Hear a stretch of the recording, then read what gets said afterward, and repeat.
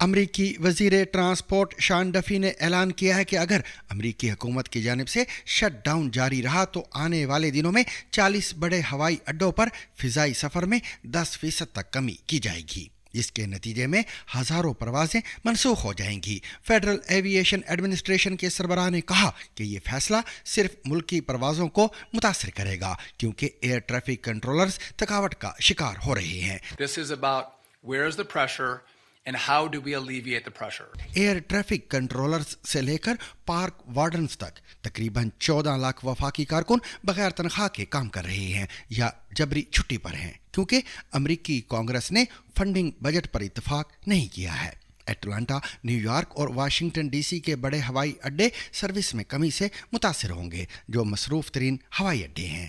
Labour unions کا کہنا ہے کہ بہت سے ملازمین شدید تناؤ کی وجہ سے بیمار ہو گئے ہیں یا انہیں اپنا گزارا پورا کرنے کے لیے دوسری ملازمتیں لینے پر مجبور کیا گیا ہے۔ واضح ہے کہ بدھ 5 نومبر کو وفاقی حکومت کا بجٹ تعطل امریکی تاریخ کا طویل ترین شٹ ڈاؤن بن گیا ہے۔